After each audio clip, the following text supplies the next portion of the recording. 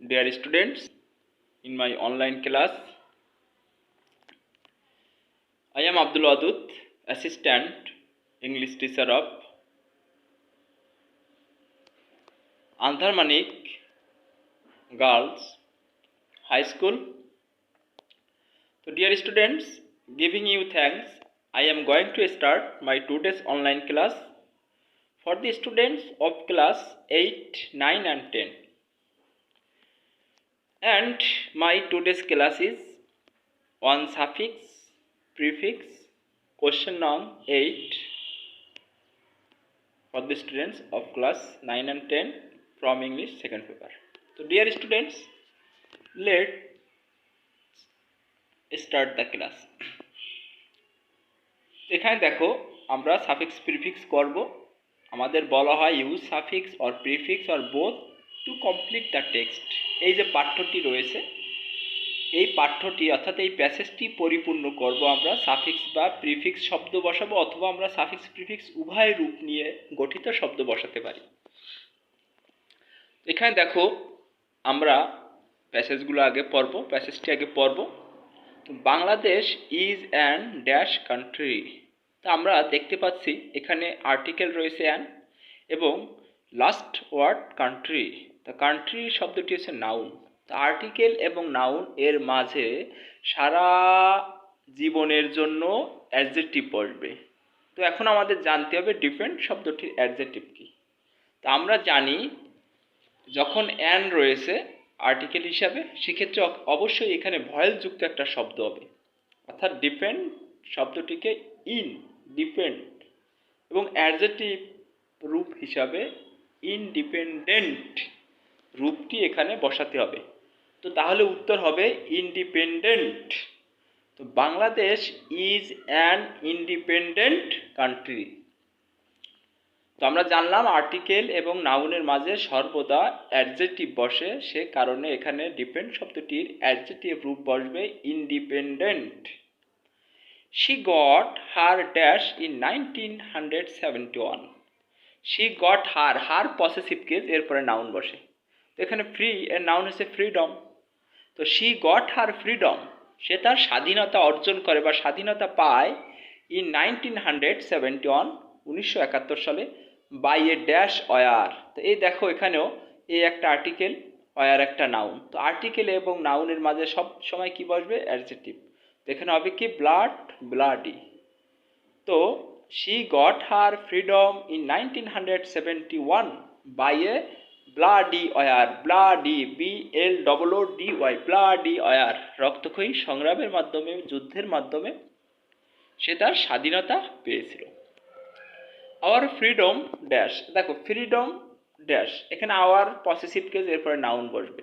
তো ফ্রিডম যখন নাউন রয়েছে তাহলে পরের যে শব্দটি থাকবে তাহলে ওটি কী হবে, তাহলে বুঝতে হবে এটাকে কম্পাউন্ড নাউন বলে, অর্থাৎ পাশাপাশি দুটো শব্দ বসবে, দুটোই নাউন।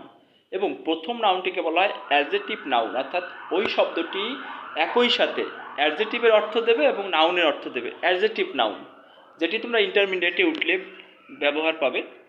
এখানে সেরকমের ফ্রিডম শব্দটি অ্যাডজেক্টিভ নাউন এবং ফাইট শব্দটি নাউন রূপ বসবে ফাইটার্স।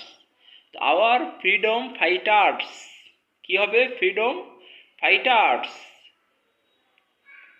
স্পন্টেনিয়াসলি, স্বতঃস্ফূর্তভাবে ড্যাশ দেয়ার লাইফ স্যাক্রিফাইসড। এখানে একটা ভার্ব দেখতে পাচ্ছি এবং যেহেতু ঘটনাটি অতীতকালের জন্য এটা পাস্ট ইনডেফিনিট টেন্স হবে, এজন্য স্যাক্রিফাইস এর ভার্ব টু বসবে, স্যাক্রিফাইসড অর্থাৎ ডি যুক্ত হবে এবং এই শব্দটি অ্যাডজেক্টিভ হবে। ভার্ব মূলত এখানে ভার্বের অভাব, ভার্ব বসেছে, কিন্তু আমরা জানি ডি যুক্ত শব্দ অ্যাডজেক্টিভের অর্থ দেয়। Our freedom fighters spontaneously sacrificed their lives, তাদের জীবন উৎসর্গ করেছিলেন টু ড্যাশ আস ফ্রি। তা আমরা জানি টু এরপর সর্বদা ভার্ব বসলে প্রেজেন্ট ফর্ম বসে সাধারণত ইনফিনিটিভ ভার্ব হিসাবে। তো এখানে মেকই থাকবে, আস ফ্রি আমাদের মুক্ত করতে। তো এখানে মেকই থাকবে, এটি কোনো চেঞ্জ হবে না। তো সেন্টেন্সটি কী হবে, hour freedom fighters hour freedom fighters spontaneously sacrificed their lives to make us free. But it is a regret অর্থাৎ দুঃখের বিষয় যে they are not valued properly। দেখো এখানে আর নট আছে, আরটা এখানে অক্সিলারি ভার্ব এবং বাক্যটি প্যাসিভ অর্থে ভ্যালুড বসবে, অর্থাৎ তারা মূল্যায়িত হয় না বা তাদের মূল্যায়ন করা হয় না, এজন্য হবে আর নট ভ্যালুড। ভ্যালু শব্দটি আমরা জানি মূল্য, নাউন হিসেবে বসে, আবার ভ্যালু শব্দটি মূল্যায়ন করা ভার্ব অর্থেও বসে। তো এখানে ভার্বের স্থানে বসেছে এবং ইডি যুক্ত হবে, অর্থাৎ ই রয়েছে, ডি যুক্ত হয়ে পাস্ট পার্টিসিপাল ফর্ম রূপ নিয়ে বসবে। তাহলে বাক্যটি হবে but it is a regret that, এটি দুঃখের বিষয় যে দে আর নট ভ্যালুড, তারা মূল্যায়িত হয় না বা তাদের মূল্যায়ন করা হয় না প্রপারলি, যথাযথ। সাম আর ড্যাশ মাইজারেবল ডেস, সাম আর পাসিং, এখানে আর রয়েছে মোডাল প্রাইমারি অক্সিলারি ভার্ব এবং প্রাইমারি অক্সিলারি ভার্বের এখানে এটি কন্টিনিউয়াস টেন্সের অর্থ দিচ্ছে, যার কারণে হবে সাম আর পাসিং, পাস আছে পাসিং, সাম আর পাসিং, কিছু মুক্তিযোদ্ধারা অতিবাহিত করছে মাইজারেবল ডেস, নিঃস্ব দিন।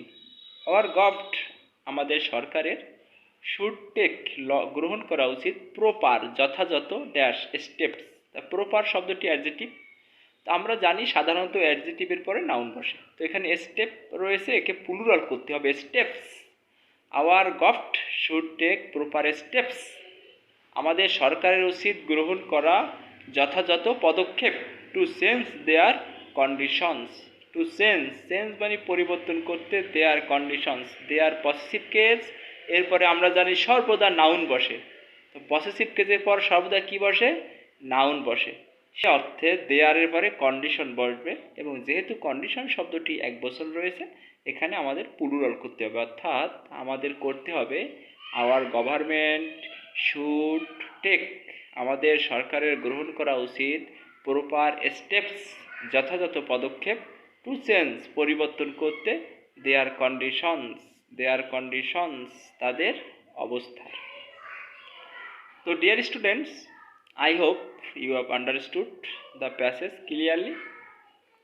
Now I am reading the passage again. Carefully notice and carefully see you have any question or not. Bangladesh is an independent country. She got her freedom in 1971 by a bloody war.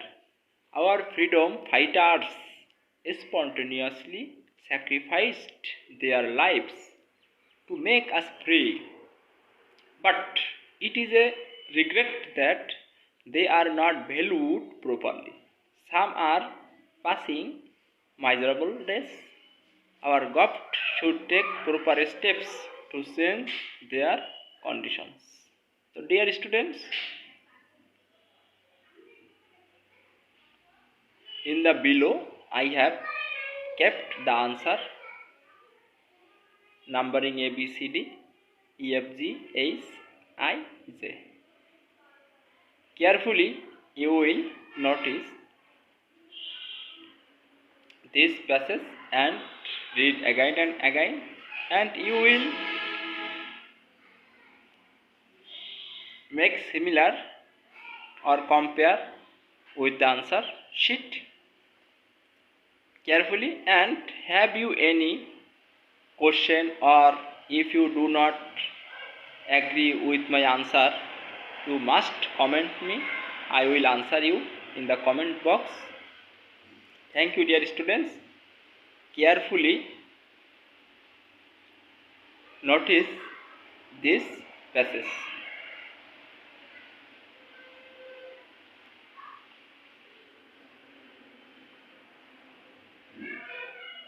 Okay, I hope you have clearly understood today's class, online class, and after practicing some text we will give you homework.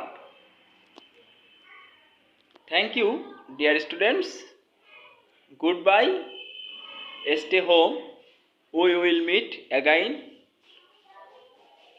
and talk again.